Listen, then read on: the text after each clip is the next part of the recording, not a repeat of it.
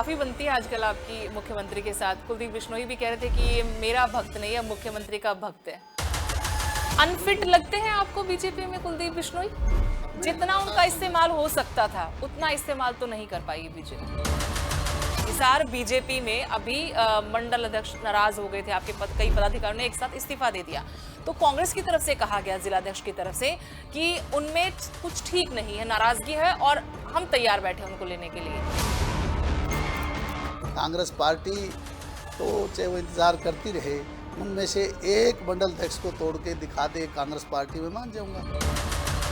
वो तो कह रहे संपर्क में है हमारे। संपर्क में तो मैं भी हूँ।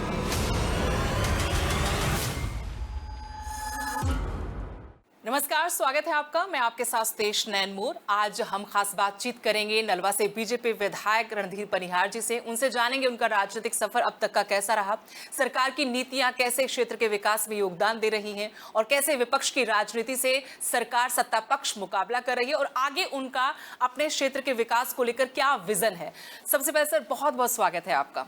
मैं बहुत धन्यवाद करता हूँ सुदेश जी आपका, आपने आज मेरे साथ ये बातचीत करने का समय निकाला, मैं आपका आभारी हूँ।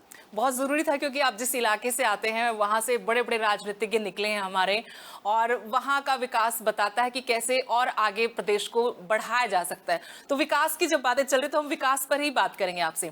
आपने विधायक बनने के बाद अभी तक अपने क्षेत्र के लिए क्या ऐसा किया जिसको आप बताना चाहेंगे, और क्या ऐसा प्रोजेक्ट है पाइपलाइन में जिस पर आपका काम चल रहा हो, अभी सरकार से बातचीत चल रही हो, आप कुछ करवाना चाहते हो? सुदेश जी, मैं पिछले साल माननीय मुख्यमंत्री नायब सिंह सैनी जी के नेतृत्व में और चौधरी कुलदीप बिश्नोई जी को मैंने अपने फार्म पनिहार फार्म पर एक रैली का आयोजन करके बुलाने का काम किया था, जो 26 अक्टूबर का दिन था। प्रदेश के माननीय मुख्यमंत्री जी को मैंने जितने प्रस्ताव रखे, उन्होंने दिल खोल करके न केवल उनको मंजूर करने की घोषणा की, बल्कि उनको धरती पर उतारने का काम भी बहुत स्पीड से किया है। मैं सबसे पहले प्रदेश के माननीय मुख्यमंत्री नायब सिंह सैनी जी का आभार व्यक्त करता हूँ।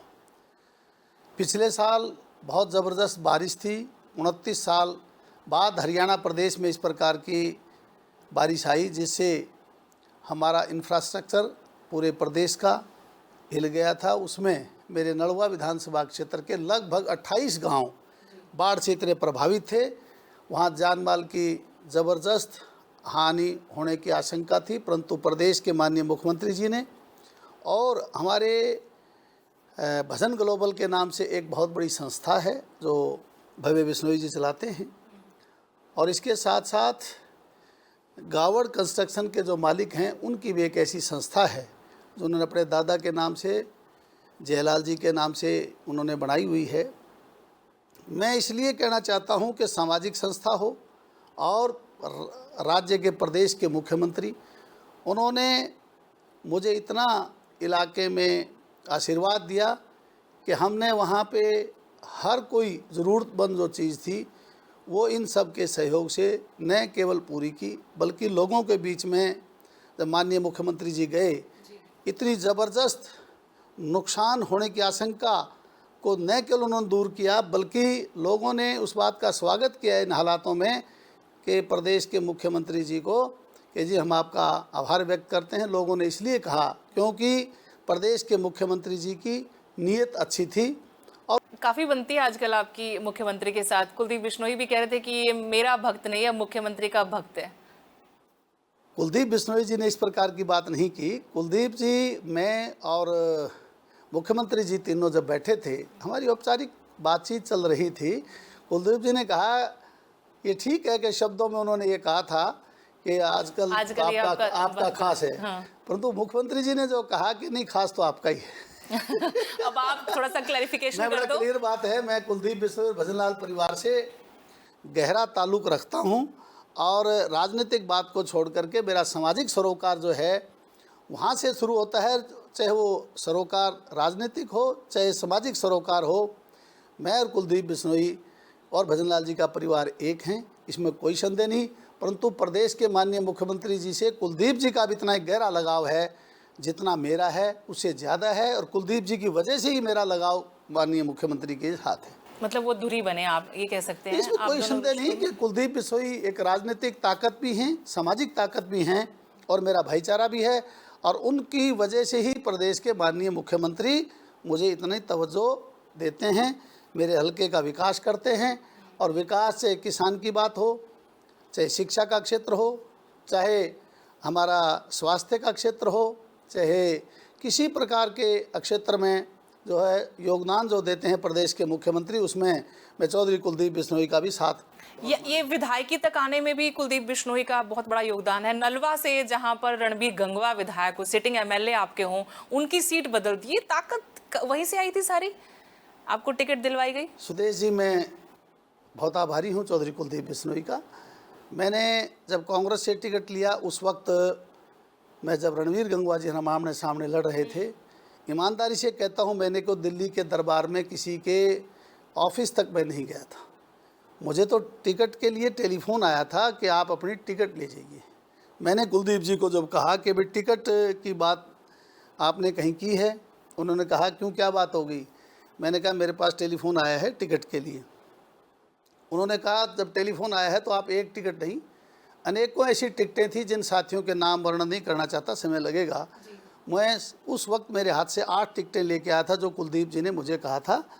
तो मैं जब टिकट लाने गया वहाँ लाइन में बड़े बड़े मंत्री लोग बैठे थे, पुराने मंत्री थे। उन्होंने कहा भाई तेरे को मुबारकबाद रणधीर, इस बात की हम देते हैं कि हम लोग तो कितने कितने बार के विधायक हैं, बहुत लंबे समय से यहाँ अपना प्रयास कर रहे हैं। आप तो आए और टिकट इस तरह से लेके चले गए जैसे कोई आता है बाजार में अपना कपड़ा पड़वा के ले जाता है। 8 टिकट?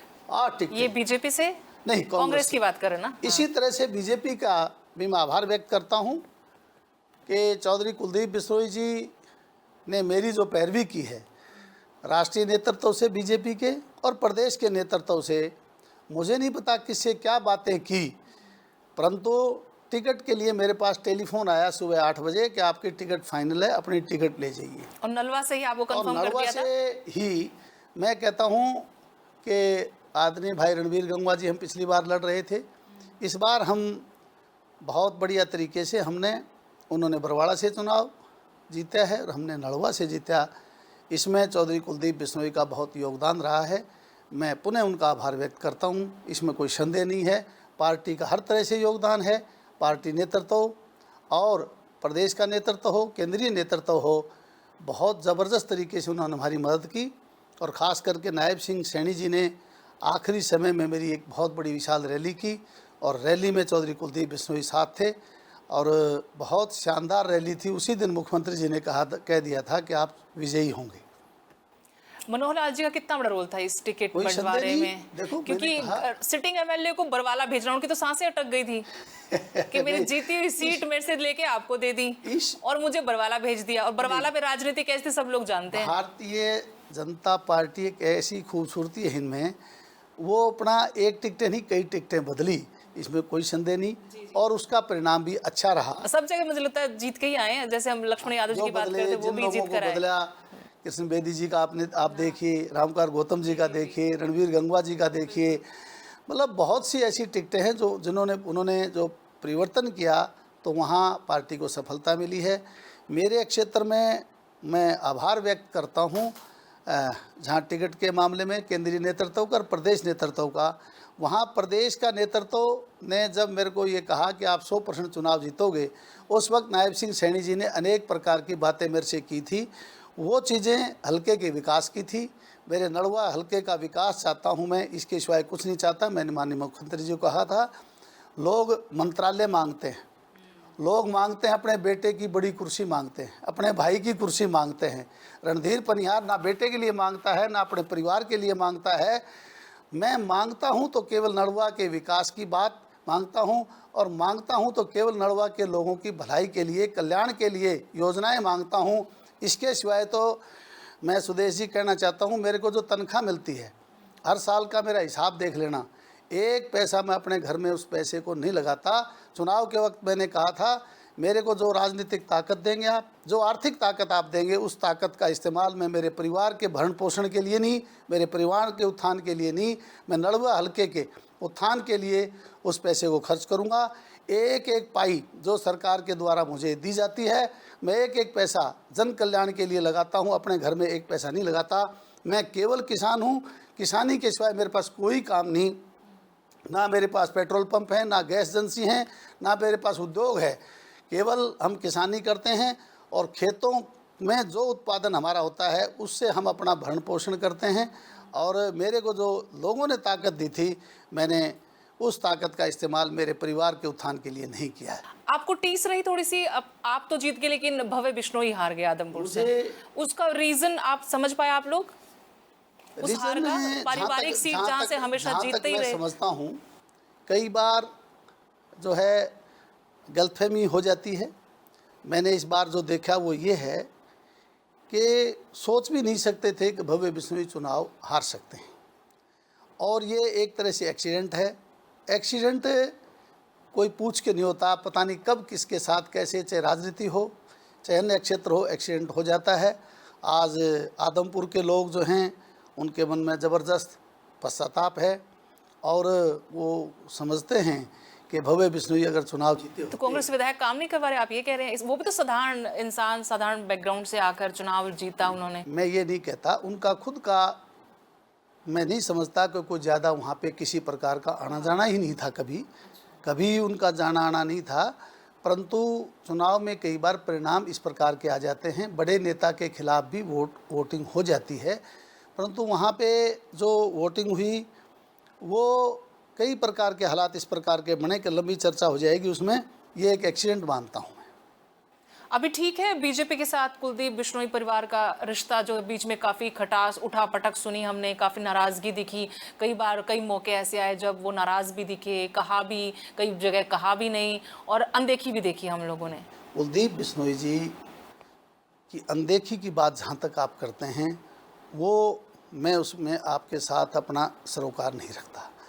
आप जानते हैं कुलदीप जी को राजस्थान के सह प्रभारी के रूप में जो जिम्मेवारी दी, वो 27 जगह गए, 27 के परिणाम बहुत बढ़िया आए, और वहाँ सह प्रभारी के रूप में उनकी जो भूमिका थी, प्रदेश की सरकार बनाने में उनका अहम योगदान रहा है।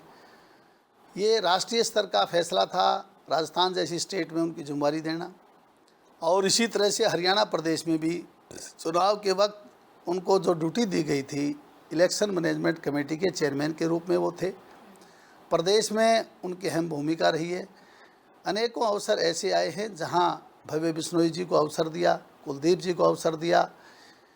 हम और हमारे जो देश भर के लोग चौधरी कुलदीप बिश्नोई में भजन लाल जी की तस्वीर देखते हैं, उनको काफ़ी मन में ये इच्छा रहती है कि बहुत और ज़्यादा उनके लिए लोग सोचते हैं। उन्होंने कभी पद की लालसा उनके मन में नहीं रही, लेकिन वो भी तो सोचते होंगे बनिहार जी, क्योंकि करोड़ों लोगों की भावना है कि उनको और अच्छे अवसर दिए जाएं। और प्रदेश की हमारी बीजेपी में अब उपाध्यक्ष के रूप में भव्य बिश्नोई को जो नियुक्ति दी है, इससे पूरे प्रदेश और अनेकों क्षेत्रों में हम राजस्थान में गए थे, वहाँ भी लोगों में खुशी है। उत्तरी भारत में इनका एक महत्वपूर्ण स्थान है चौधरी भजन लाल जी के परिवार का। लेकिन राजस्थान में जहां जहां चुनाव किया, वहां से अगर मैं गलत नहीं तो 90% तो सक्सेस रेट कह सकते हैं हम उनका, काफी सीटें जीत के आई बीजेपी। लेकिन उसके बाद उम्मीद थी कि वो राज्यसभा की टिकट उनको मिल जाएगी, ऐसी मुलाकातें भी हुई, फिर वो राज्यसभा की टिकट भी नहीं मिली।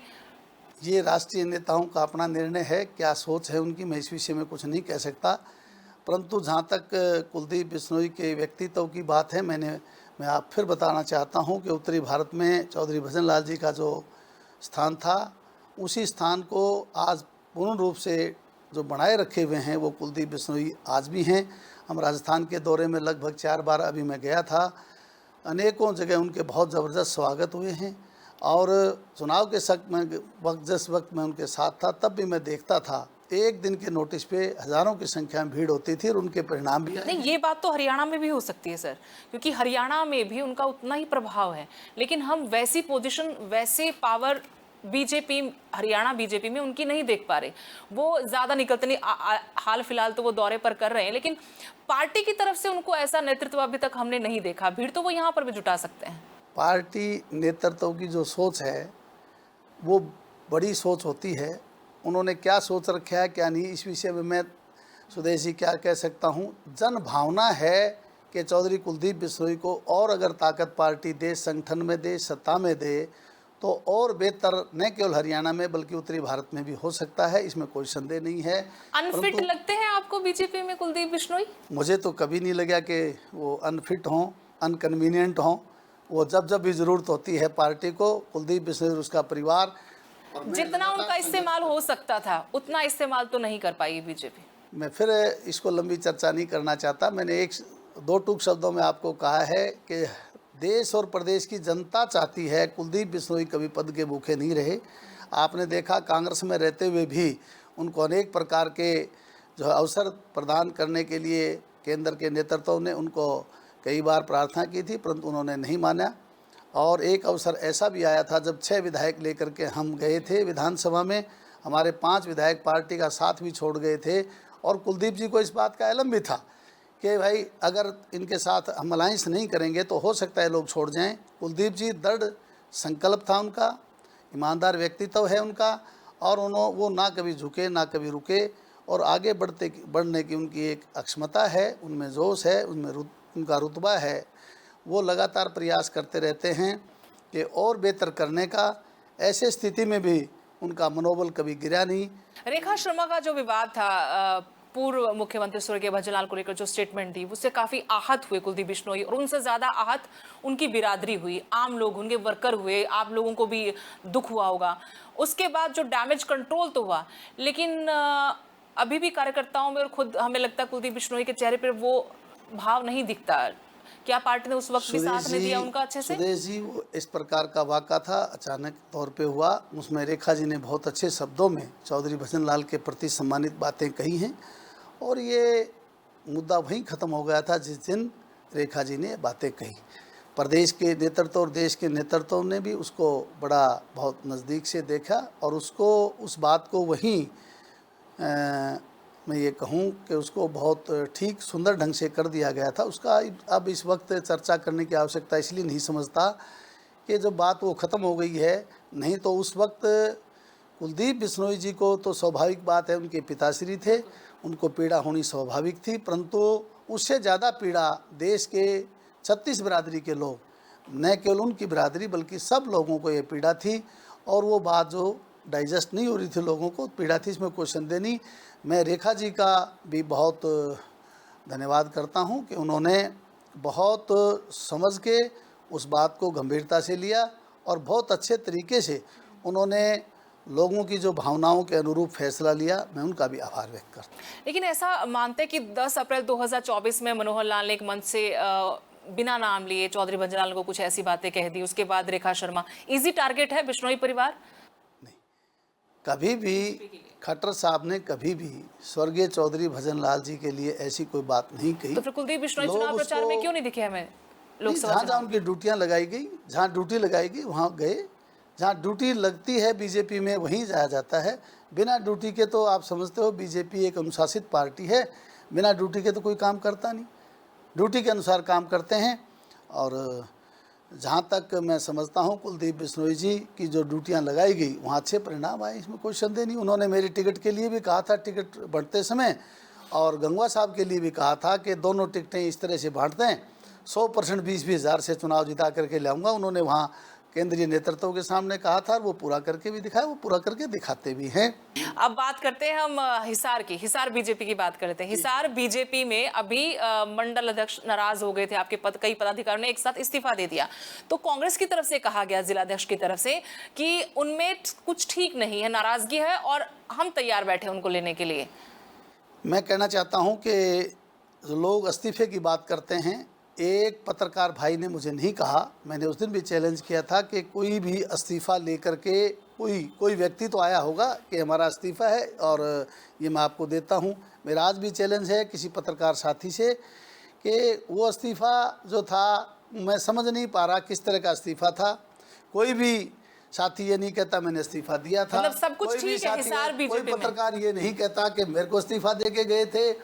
ये सब चीज़ें शोध का विषय हैं और सारे के सारे हमारे जो मंडल अध्यक्ष हैं बहुत राजी खुशी उन्होंने प्रेस में बैठ करके अपना बयान भी दिया है और मैं समझता हूं कि इस प्रकार की कोई 1% भी बात नहीं है।